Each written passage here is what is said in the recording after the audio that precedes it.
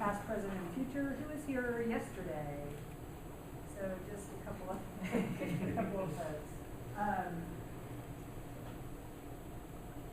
These are panelists, and they will introduce themselves as we go through.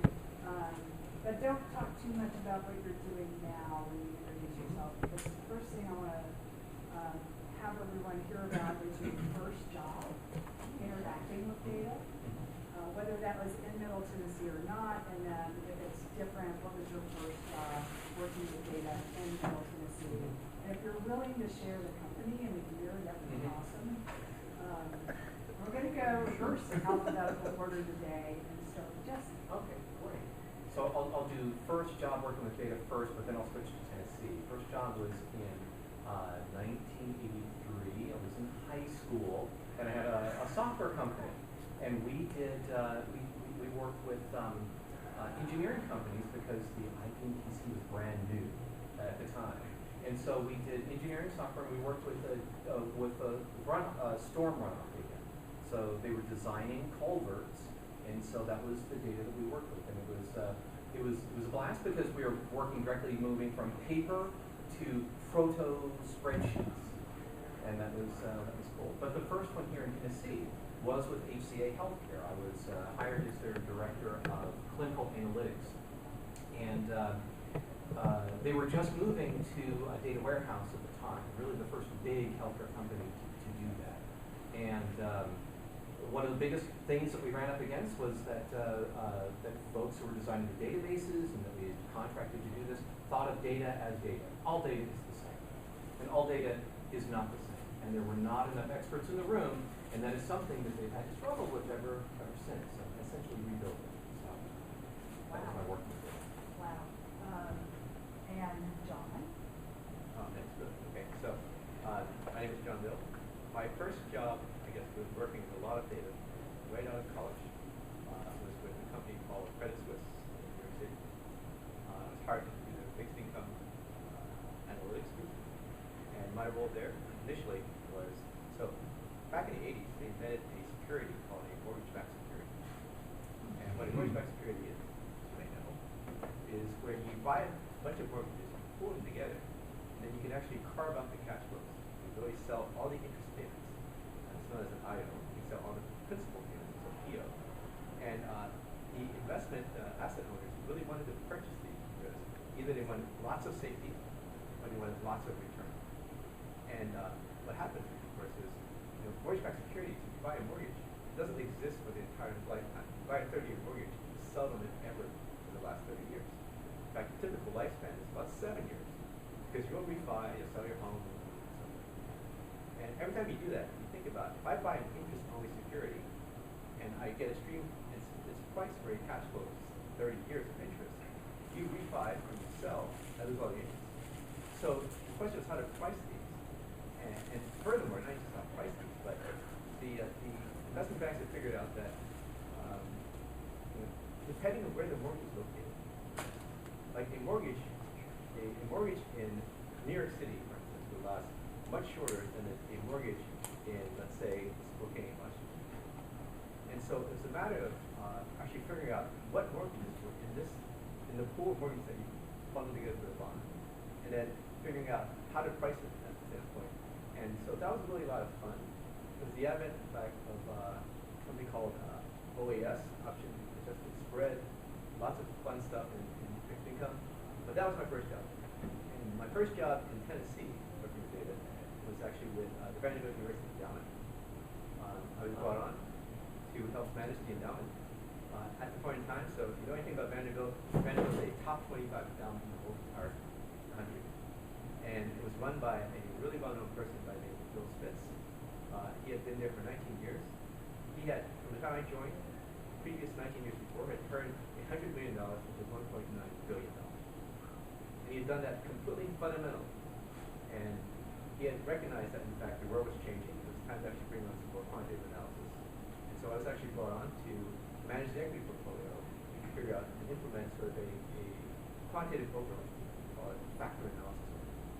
And so my background is actually very much in finance, and it's been a lot of fun. And it's great to see the financial field really coming to Nashville. It's really fun. Kevin?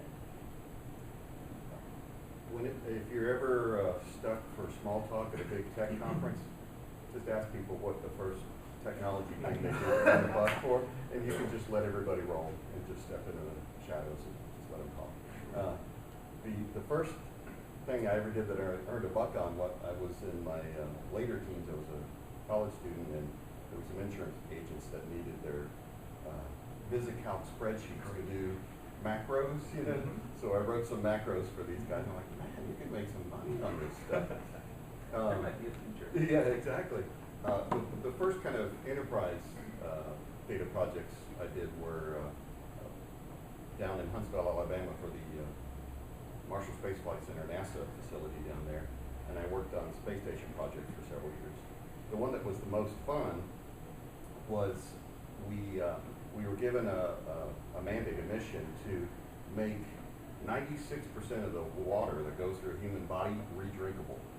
Because when you think about shipping water into orbit, water is 8 pounds per gallon, and at that time it was $64,000 per pound that you ship into orbit. And so it's incredibly expensive to get all this water into orbit if we did it the way we had in the past, as well as the way the Russians did, which is when you flush the toilet, it goes out the back door, right? The other big problem we were trying to mitigate too was that one of the space shuttles landed and it had a foot-wide crater that was 8 inches deep, and the silicon heat shield was 10 inches deep. And on analysis, we discovered that it was shards of frozen urine, about the size of fingernail clippings, that had hit it, going 17,000 miles an hour, because they were in a decaying orbit getting faster. So we had to make a system that could recycle human, and we had this thing called the EAF, the Enclosed Environmental Facility. And we had all of these different sampling and filtering machines. So we take a sample before and after the reverse osmosis filtration system. We take a sample before and after the carbon activated charcoal system. And it was hundreds of different things we'd sample for. We take hundreds and hundreds of samples a day. And a few months into the project, we learned that certain bacteria would thrive in certain environments, filter systems. And so we had to now build out all kinds of tests for all the different excretions that they make. And most of them were, by the way, were all benign. Same kind of stuff that is, you know, in our gut bacteria that's fine for us. So we weren't really alarmed by that. After about a year and a half of testing, we had a 128 megabyte database, which we thought was practically infinite in hugeness. It was so big. But yeah, we did succeed. We made all of that technology now is in the public domain. So if you pick up an inexpensive bottle of water like Dasani or Aquafina or Nestle Pure, on the back you'll see it'll talk about filtration. It'll also say something else that came out of our project that was kind of funny, because the peak experience of that wasn't the technology, it was the taste test. We had this big press conference, and the administrator for NASA was there, the administrator for Boeing, the prime contractor was there, the administrator for the Space Center was there, had a velvet tablecloth, you know, everybody had 3 little unmarked glasses of water. One was Culligan water, bottled water. One was tap water, which scored the worst. Bottled water was the best, and ours was in the middle. And it was in the middle because it was tasteless. It was so pure, it had nothing but hydrogen and oxygen molecules in that glass, right? So we took an extra step and figured out exactly what you know, good tasting water percolates through limestone, right? So it needs some calcium carbonate, it needs parts per million of salt. So we figured all that out and made it taste good. So now if you pick up Nestle Pure, you'll see flavor enhanced with minerals for flavor. We did. The first data science project I did also for NASA. I'm sorry, I'm taking too long. I'll let you know. Okay. Space station, right? So another lesson we learned from the Russians is that things in outer space don't have zero gravity, they have microgravity. Okay? So the Russians have this space station called Mir. And the way pilots would dock with a space station up through the International Space Station was they would pilot it, like in Top Gun, you know, all the way up to the docking bay, and then they hit these retro thrusters, and you know, thrust, and get it just lined up perfectly, and then dock. Woohoo! I'm Top Gun, you know, Maverick, you know, all that kind of stuff. And what we found out is that sucks after about a year, because the Mir had an atmosphere of smog around it, of all the exhaust from these little jet plumers. And so I was like, keep in mind I was 25 or 26, so I'm still am a moron, right? I was working with a couple PhD statisticians and mathematicians, and doing their bidding, built out everything in Oracle. And so we used some of the predictive kind of modeling techniques, Monte Carlo method and some other things, to figure out exactly at what distance you had to stop piloting the vehicle and just let it coast in and gently bump to the docking station. And so we actually used all of that technology. It's still in use today. So what happens is you figure out your trajectory on the other side of the Earth. You make your adjustments, and then you only tap the brakes one time within about 5,000 miles of the station, and you just bump right up to it, so that it doesn't acquire an atmosphere and block any of the telescopes and things like that. And back when we used to fly the shuttle, every now and then you'd hear a story about, well, they had to make another pass. They missed their dock. And that was because of the way the algorithms laid out. I said, oh, you know, you had to get lined up, and you didn't. So now you got to go around to the other side and make all the changes. Connect up on this. So the frozen urine hitting the stuff, so the tile literally got pissed off. It did. Oh. Nice one. Alrighty then. Yeah. So my first job working with data was when I was an undergraduate at Belmont, and an econ professor came to me and said she wanted some data off the internet, but she didn't know how to get this because she was writing a paper and she needed it in text format so she could actually manage it, and it was in a PDF. So back then I was just learning how to code, and I said, sure, I'll try to turn this PDF into text. And if anyone's, it's not as bad as working with spreadsheets. I give you that, but it's still pretty bad even back then. So that was my first job, and I did it. Payment for that wasn't actual money; it was just a mention in her paper, which was probably better than money. So, and then after that, went on to work a string of freelance web scraping jobs as I was learning how to program. And then my first actual paying gig was at a startup, very early stage startup. I was the 5th employee, and it was literally in a basement. And we were sharing desks, and I say desks very liberally. It was exactly tables like this, and we were sitting across from each other, and where we were building sort of automated consulting services where we would show, it was a healthcare analytics startup, so we were showing when patients left their primary care physician, what specialists were they going to, or what other doctors were they going to, and were those doctors inside their network or outside their network? And if there were a lot that were outside their network, we might market that to a hospital and say, hey, you might want to have some internal consultants or representatives go to these doctors and figure out why they're referring patients so much outside of network. Is there a real reason why, or is it just because it's their buddy from grad school and they play golf with them on the weekends? So yeah, that was my first experience with sort of analytics and data. And I was here at Nashville.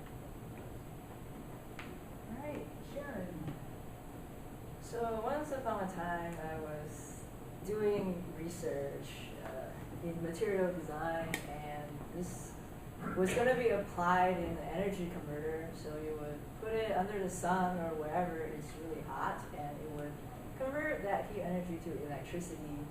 So I was working on just simulating lots of different materials to see what would work best, and that was my research. And then I realized I do not want to continue in academia, as I see my professor being so stressed all the time writing grants to get research money. So okay, what should I do? Oh, this data science thing sounds really good, and I can make it work by saying I have coded in Python before and I work with data. So that's how I got my first job in an energy efficiency company. So at that time it was B, so there are about 50 of us, based a little bit outside of Boston. Okay, this was 2014. And so it was really interesting the way that the company was using these electric meter data. So we get our energy bill, right? So that's taken monthly. But a lot of the times we actually want higher resolution. So it has to be at least measured hourly, which a lot of places in California are doing. So they have these smart meters. And so, okay, why don't we take all these smart meter data and measure it for a whole year, so that we can see how the buildings behave, right? From this kind of a pulse-taking perspective, like, oh, this building uses a lot of energy for the AC in the summers, or electric heating in the winters, or maybe when the building is really occupied, it uses a lot of energy. So then based on the energy signatures of these buildings, we can apply different machine learning techniques to figure out how to make them more energy efficient. And then we can go back to these building managers and say, if you turn on your AC a bit later in the morning, you could save however $5,000 over the next month or so. So they really like to hear stuff like that. And yeah, that was the main product.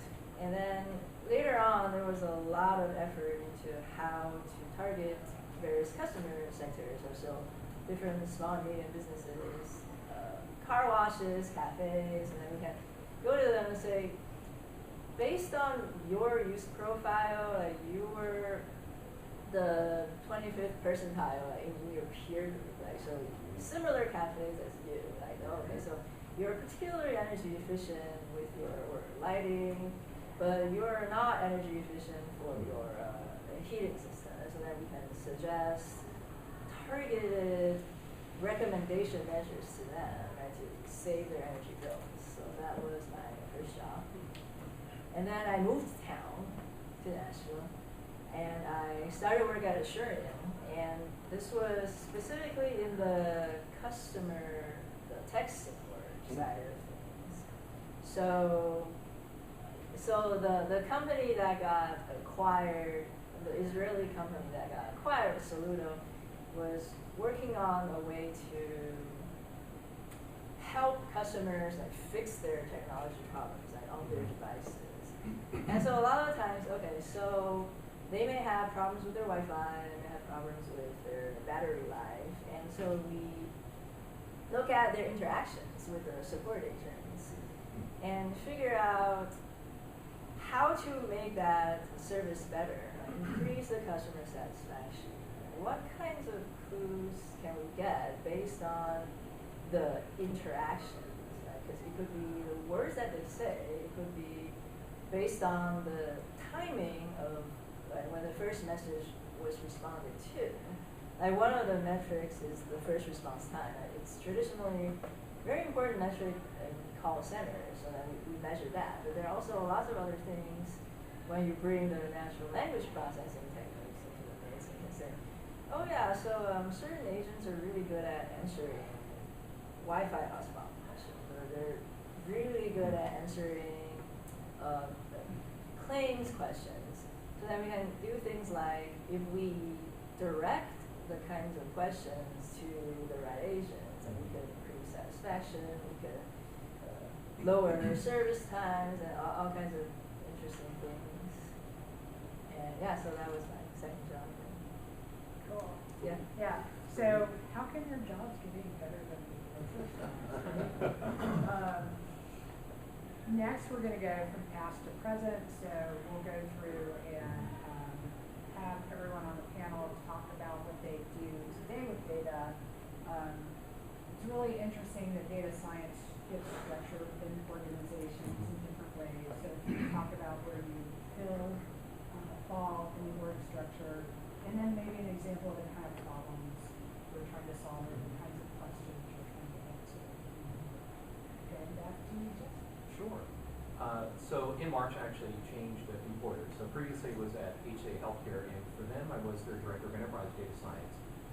And my job job there was to help form data science teams across the enterprise because they have, hospitals across the U.S. They have a few in the UK, and so data science started to change from having one team to everyone wanting to have a team because they had specific problems that they needed to solve, and you really needed to have the team closer to the problem. So you had the experts and the people who were feeling the pain or seeing the opportunity could work directly with the data science team. So that's how that changed, and that's sort of how it's evolving now. Now there are teams all over the place in HCA healthcare. But now I'm at Vanderbilt University, so I'm their chief data scientist for their Data Science Institute. And part of what we do is to work with researchers across the university and the medical center to assist them in carrying out data science projects. Sometimes we simply act as consultants, so I have a data science team that I'm building there. We act as consultants, or we actually do projects with them, especially if they're not experienced in their field, or if they're going into a new area that's related to data science. So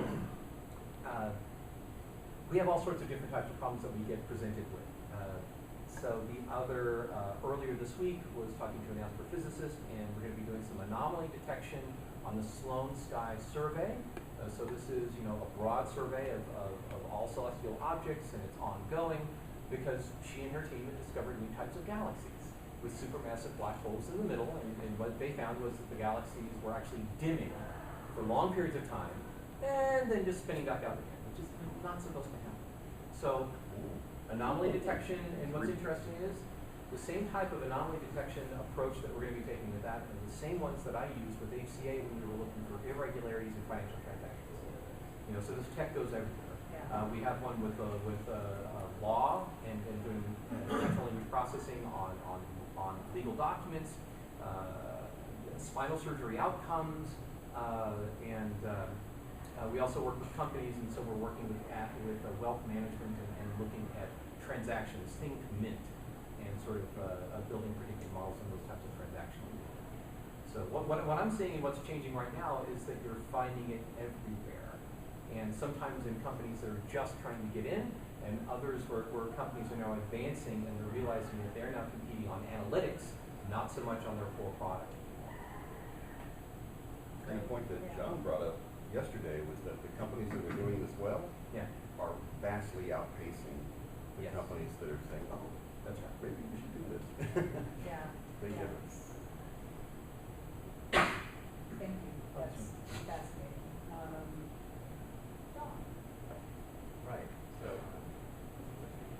Yeah, so what are you doing today? All right. Where do you follow the organization? Right. Some of the problems. yeah, so a little bit different. So I had the, fortune, luxury of joining Digital Reasoning, which is raised around me, and really hired as one of the early data scientists, and then watched the organization grow, and actually participated in actually growing the organization. Ultimately, prior until May, when I actually left the company, I had built the data science organization with 15 data scientists. We were tiered quite a bit. We had senior data scientists, we had junior data scientists, we had associate data scientists. Really try to build that organization.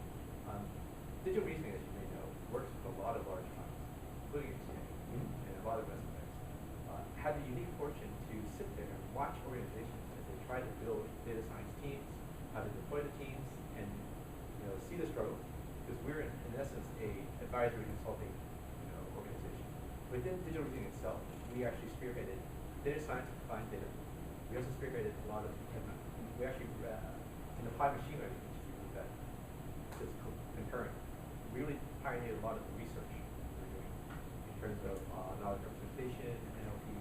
So it's a lot of fun. It's a lot of fun. So I should mention, having watched the evolution of data science, and people should be aware about what's happening with data science. Back in the initial days, like the idea of data science is to hire someone out of a PhD program that could program and say, "You're a star data scientist, go for it." I think what a lot of organizations found out is that unless you were hired to do the specific field that you did your research in, that there was a complete lack of domain knowledge. And that domain knowledge is actually very important, right? Even though, as Jesse said, you can apply the same algorithm for a different problem, you have to have known that that was, in fact, an algorithm that you could apply to a different problem.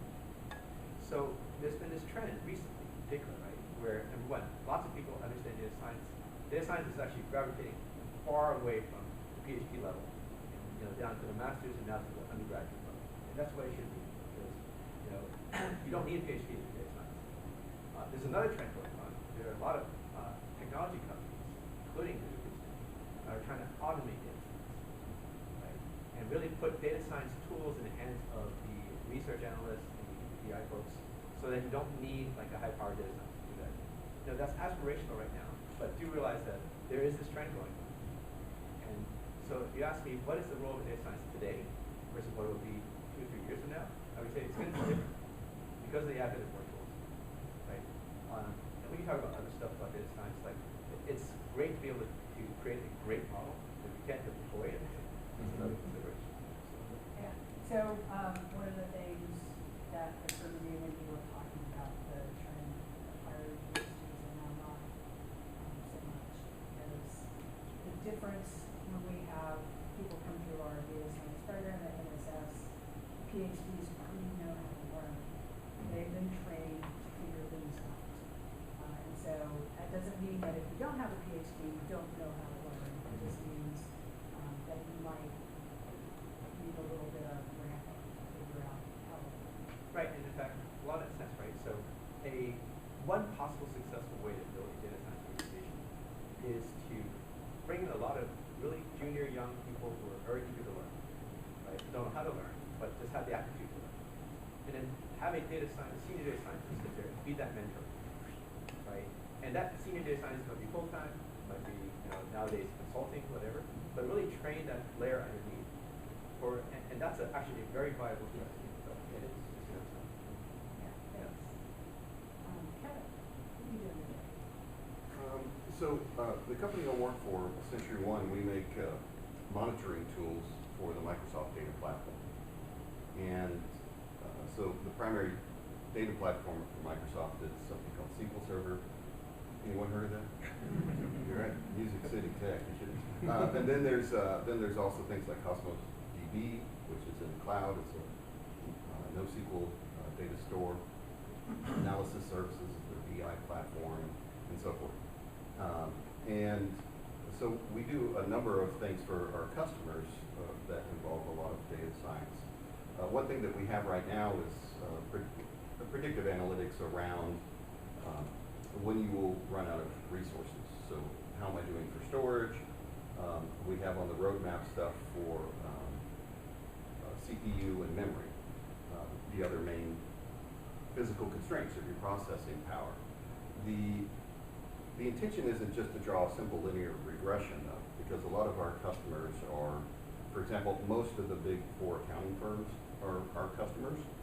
And so if you were to just draw a simple linear regression and you started in April and went to the end of the year, you would have an entirely inaccurate expectation of what you will need, because the busy season starts towards the end of the year and goes through April, actually just after April 15th, tax season, right? Because they're all getting everybody's taxes done.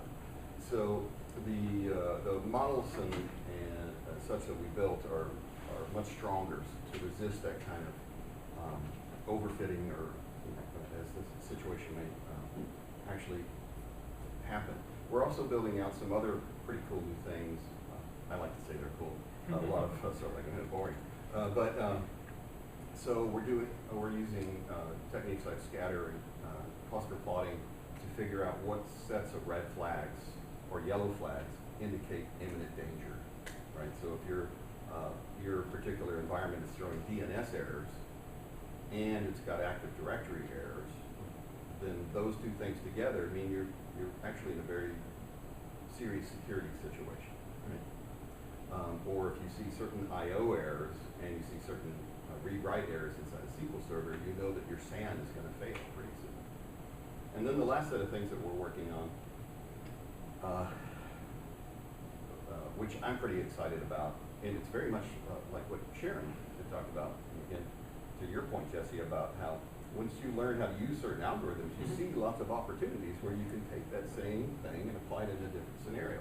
And so in our case, kind of like with the energy management issue, is a lot of our customers can opt in to sharing their performance data with us. It's all anonymized. We don't know what your data is, but we know how it performs under certain situations, and we know what your servers are equipped with, how many CPUs, how much RAM, and so we can do comparative analysis.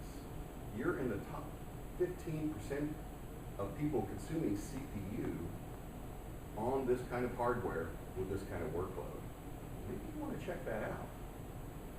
It didn't actually sell, that kind of idea did not sell well when we were talking entirely to customers who are on premises, because they've already bought their $30,000 servers, right?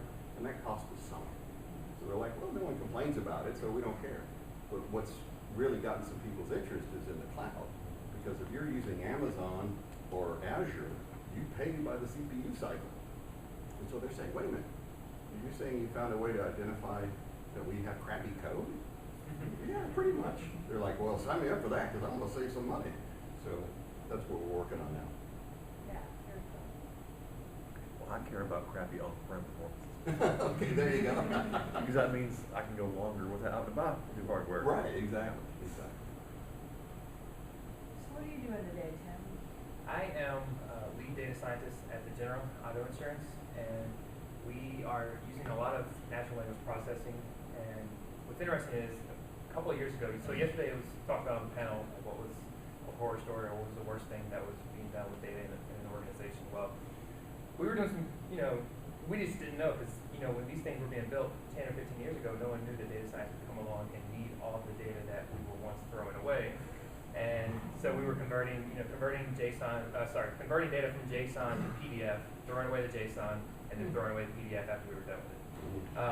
So we realized that we had, when I came on, I was doing a lot of GLM regression modeling. If you don't know about auto insurance is built on GLMs, so generalized linear models, which is a regression family. So I quickly pivoted into natural language processing when we were doing an R&D project on our chat system to figure out what our customers were chatting about and trying to determine if there were, if they were talking about the website or if they were talking about, they couldn't find where they should submit their payment, and then really just setting up like A/B tests to see, okay, in October they were talking about this topic a lot, but we implemented in September this feature, and then over the course of the next 2 months that topic decreased a lot, or that topic increased a lot.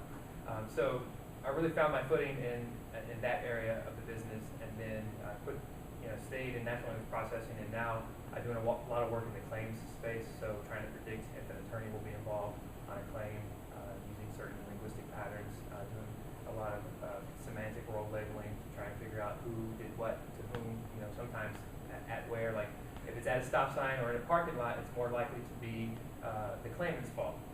Or if it's somewhere else, it's more likely to be an insured's fault. So one example is, we see this a lot, is CVREIV, because claim adjusters love to use abbreviations. So it really just means the claimant's vehicle rear-ended the insured's vehicle. And so semantic role labeling can take that and parse that out using other layers, like using word embeddings as well, and say, CV means claimant's vehicle, RE means rear-ended in this context.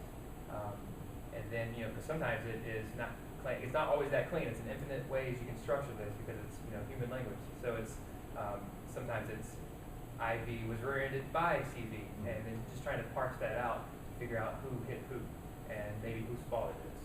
And it happens, in a restaurant parking lot or stop sign, because those things tell our adjusters a lot of information about who was at fault. Really just trying to just find those patterns in the data wherever we can, and really trying to prove that value out to the business and get to the root of what they want. I don't know if anyone saw Jesse's talk at National Analytics Summit last year, but we really have used that as like a template to grow our team. I think our team now, and since we've been stood up, has really been a data-driven company that we try to provide for the business. And we're trying to move to that next layer of being like a model-driven company, where now we're sort of automating those business decisions. And to do that, it really gets back to to the engineering of it all, like automating those processes. And it was talked a lot about yesterday, the unicorn data scientists coming in and building out all of that. you know, it doesn't really work all the time because, you know, everyone knows about sort of that machine learning and the data science that everyone wants to do, but there's a whole world that exists around that, you know, that is really at the root of software engineering and, you know, the logging, the alerting, the security around it, the cloud infrastructure, even the model monitoring after you've trained the model to try to figure out if the model is degrading and are you losing money now. You know, you had a really good model that was predicting at 90%, but you haven't retrained that model in, you know, a half a year, and now you're not sending, in my case, you're not sending as many claims to this specialized team who can go after these claims and try to save money. And so there's this whole world that exists around machine learning that they don't tell you about and when you're learning about data science that really is sort of, it takes you from the data-driven organization to the model-driven organization where you can now rely on, you know, model-driven decisions. So that's what we're trying to do at the General, trying to build that out, trying to take it from ad hoc analyses to really automating that data science pipeline and allowing our stakeholders to be dependent on models that we build. Is the situation you have with the JSON and JSON, sorry, You saw all of us wince. yeah, and the PDF, I'm not familiar personally with the experience of data exhaust, but I've seen that term pop up. Is this what we would call a data exhaust situation? As in the stuff that comes out of your tail pipe? Yeah, I would think more when you don't realize that it's, it might have been at the time, but really it's like ancillary other information which actually turns out to be predictive that you're naturally producing. This was just you know, almost purposely wasteful. I mean, this is not like Call that metadata today. Yeah, I think it's yeah, absolutely, that's right. Yeah, I think it's just a relic of the old way of doing things, Right. where no one could really envision data science or artificial intelligence, whatever you want to call it, coming along and really changing the landscape of how business is done. Right. So, you know, the General wasn't stood up in the last 10 years. It couldn't really, you know, lead from behind or learn from the mistakes of older companies. You know, we were stood up, I think, in the 80s. So all of these sort of data architectures, no one could have expected that. So they couldn't build that into the system. Right. So now we're sort of trying to retro build that. And yeah, we're coming a long way. Still have a long way to go. And by far, not the only industry that had to deal with that. Think of healthcare, where it was all Absolutely. it was all paper until meaningful use. And even with meaningful use, you had things like, all right, let's take all this beautiful structured data, and we're going to create the official record, right? The EHR, which is going to be in a PDF, an image PDF. Yeah. And so now what happens when you want to go back to get the historical data before you start to collect all this? You're doing OCR Yep. on stuff that at one point. Yeah, and we're still doing OCR processes where we Right. have our claims systems Right. are dependent on these files that come in, and they get scanned in, and they get sent to our image database, and we're parsing these PDFs that we can't really convert to text except through OCR and these things. So I'm doing it again now, but with legal violence. So you will never get away from it. so when I mentioned earlier, I started out web scraping. And I told myself when I got my first data science job, I would never have to web scrape again. Never again. Well, that was a Here you lie. are. Here I am. We've had to web scrape our own internal, websites that our claimants have used. OCRing our own PDFs. So The killer is you take structured data in a table, put it in a table, and then you PDF it, extract that from the PDF and OCR in a table. I mean, talk about the most difficult problem in the world. So. PDFs take so much less space. So easy to manage. Only when they're JPEG. exactly. Yep. Sharon. All right. So for the past year, I've been the principal data scientist at Amira Learning, which is a newly Series A startup, and we're all distributed. And there are 12 of us right now, and we're building a digital tutor for teaching young kids how to read. And this is kindergarten through 3rd grade, because after grade 3, if kids are not reading very well, then they're gonna just be set up for disastrous outcomes later. So we needed expertise in domains like speech recognition, because this is gonna be a software that will listen and record when the kids are speaking. We're trying to catch their reading mistakes. And we also need a way to make sure that we're measuring their reading ability in a reliable, statistically sound manner. So we also needed psychometric experts to design these assessments.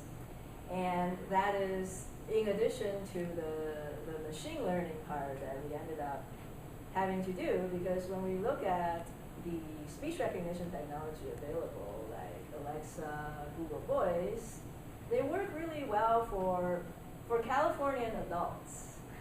And kids read really differently, especially young kids when they're just learning to read.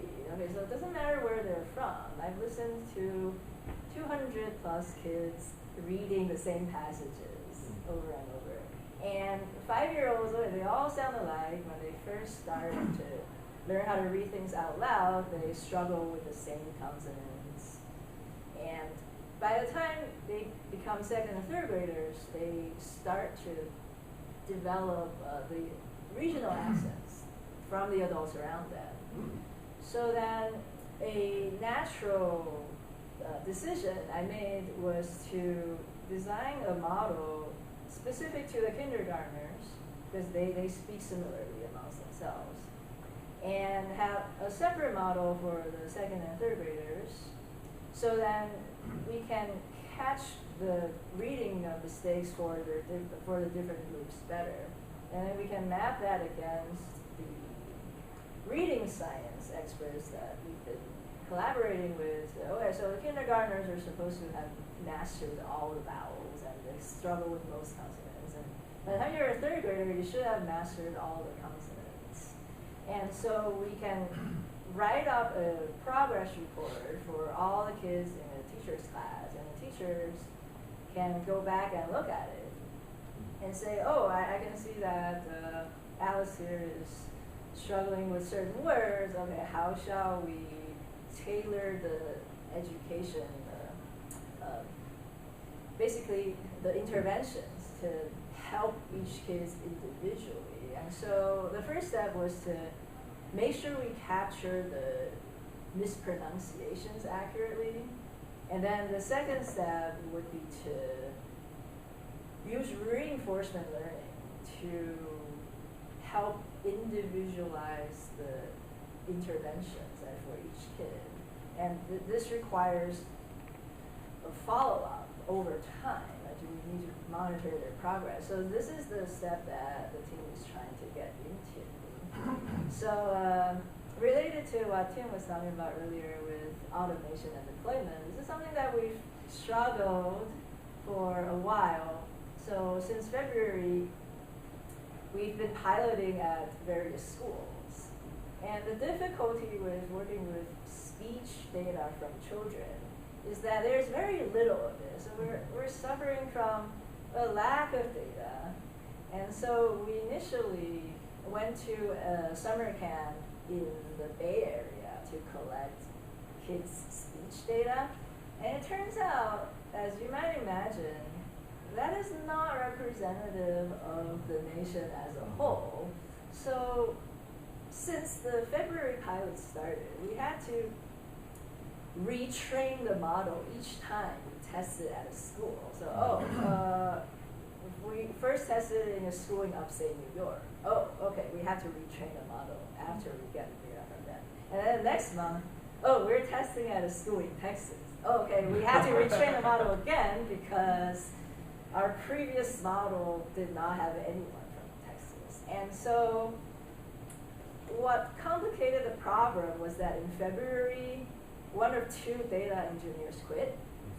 And the only one who's still around just had his 5th kid.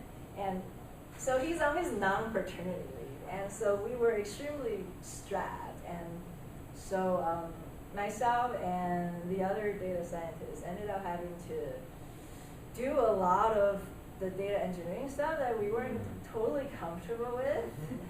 And so things just got really crazy until in June, when we finally had a second data engineer come on board from the CEO's previous company. And yeah, that was when things finally got kind of better.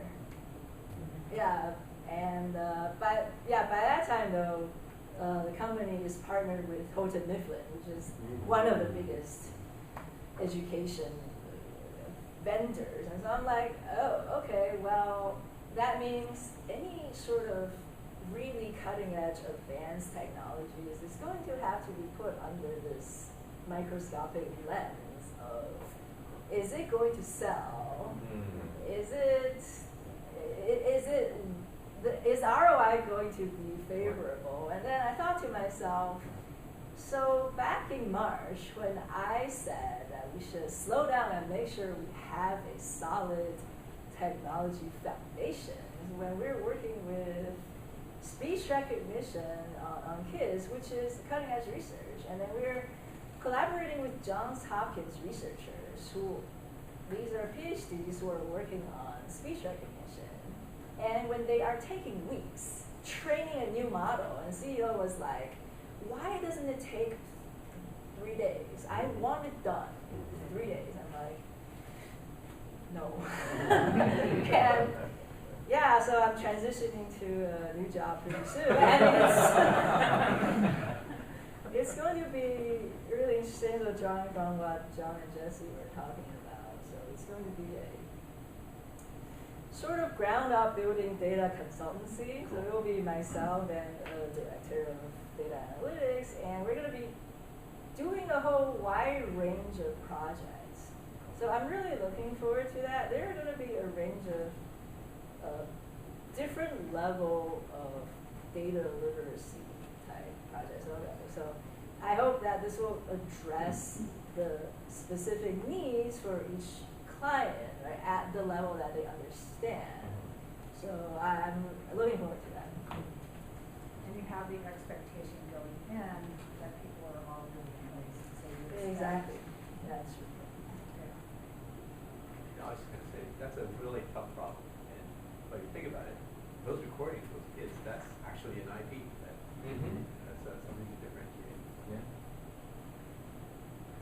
Yeah, that's true. I think we may have the largest collection of recorded kids' speech now. So It's got to be hard too, because you have to get all sorts of permission to test on kids. oh yeah, that permission, those IRB forms, they were killer. And yeah, just trying to get the superintendents from each district on board, that took a while too. So yeah, well, kudos to the management team. They were really good at that. So yeah. Just out of kudos. curiosity, did you find more divergence in the kids' speech or the adult speech of different regions?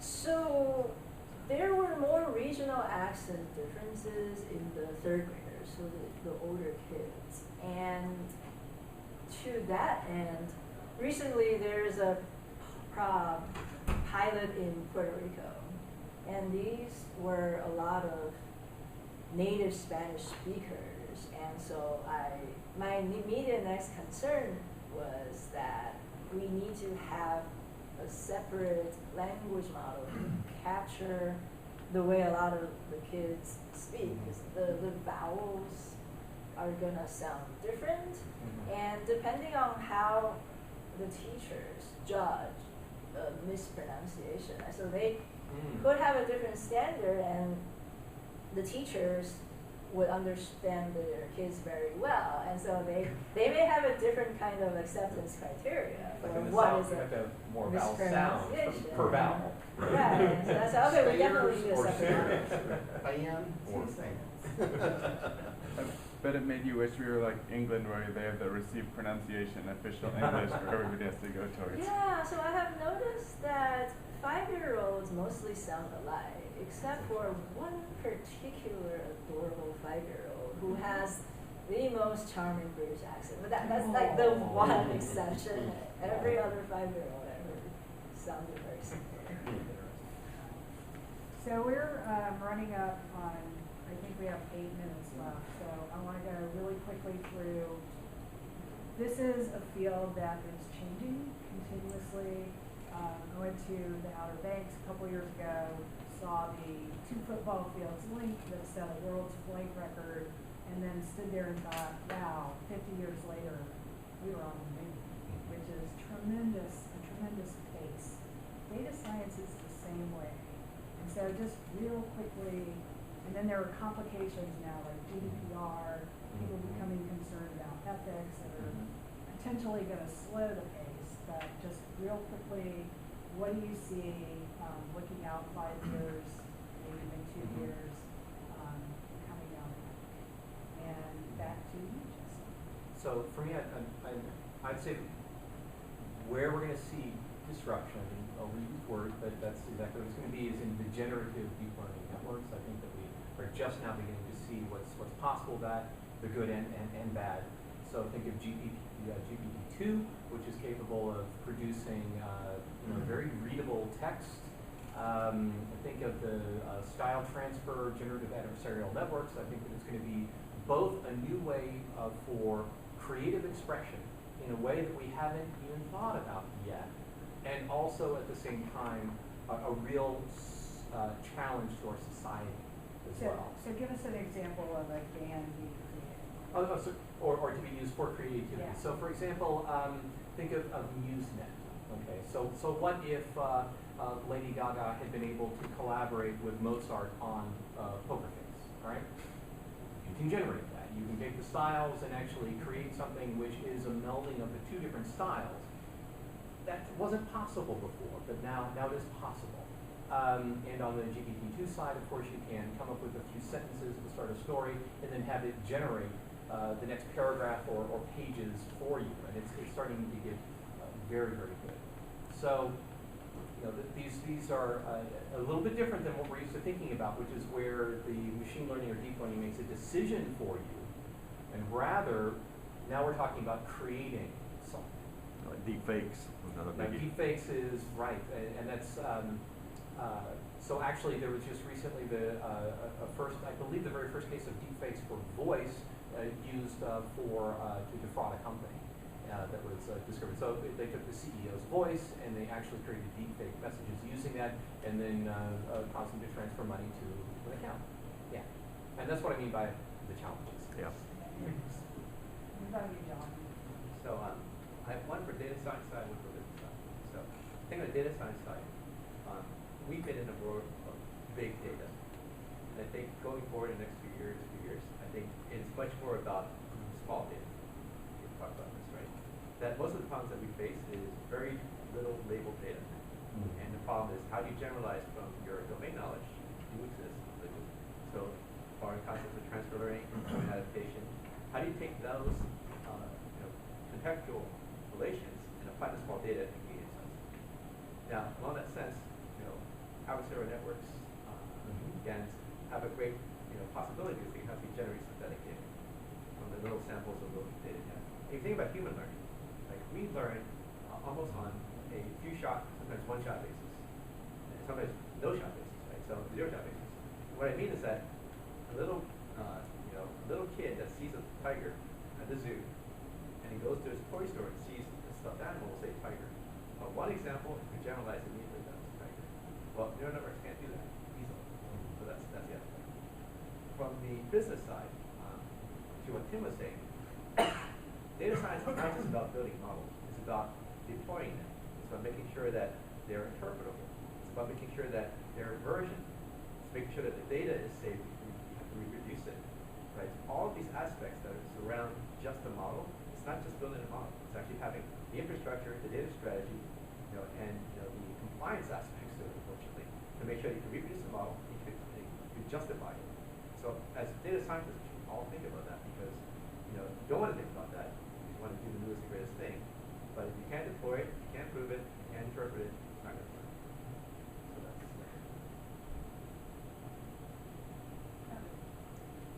I'll be a little more apocalyptic. And also aspirational. So I think the current leadership that we have at the macro level in the country is not prepared for what's about to happen to this country. So whether your favorite person is Mitch McConnell or your favorite person in the Senate is Chuck Schumer, all of those leaders are in their 70s. And some of them are even older, right? And you may remember famously when they were asking Zuckerberg, you know, well, if you give everything away to these people, how do you make money on Facebook? You know, they just totally missed the point. So one of the things I encountered last year was a friend of mine who was one of the lead data people at a very large black pool. Not sure if you've ever heard of this, but this is a private hedge fund that they don't, you know, outside people can't bring money in. You have to be part of the club. And they were building models around not the S&P 500 or the Fortune 500. They were building them around what's called the Russell 2000 kind of biggest medium-sized companies. They were building machine learning models where they could predict with these small companies that have, they're publicly traded, but they have small volumes of data. Small volumes of trades. They could, basically, they were building themselves into a position where they could, whether the stock was going up or down, make money every single day. They could short when things were going down. They could, you know, predict when things were going up, and they could, you know, hold the stock and sell it at high. They could short it and sell it when it was going down. And we're looking at a situation where, I'm sure they probably completed that project by now, because it was last summer when I talked to them. We're looking at a situation where it's like old 18th, 19th century capitalism. The people who owned the capital were the vastly wealthy people. And that's what these machine learning and AI capabilities are turning into. If you have the right models, you will make money under all circumstances. And I don't think our leadership is aware that we're going to be in a situation like this, if not already, in a very short number of years. So I don't worry about machine learning Android Terminator overlords, but I do worry that people who have different ethical mindset will be able to turn this to their advantage, no matter what we do as average people. Right? The digital divide exacerbates income inequality. Do you need to read? Yeah, if you're in the class. Okay. Do you have a rebuttal? Or are you gonna? Okay.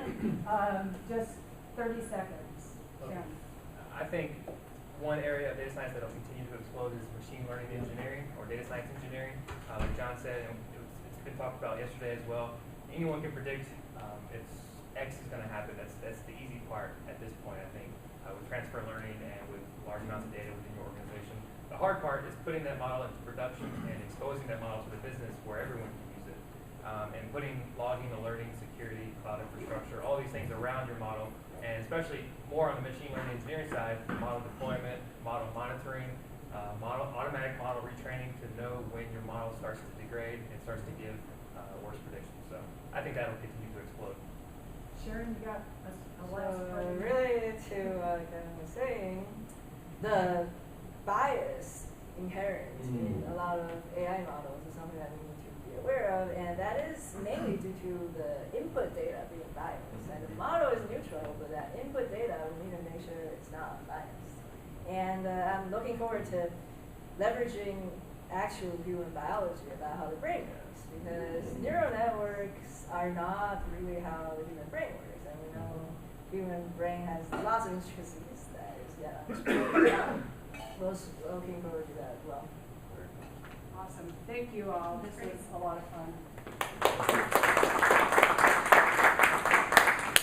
So I think that disturbing end there. Don't do it. Oh yeah, mine is.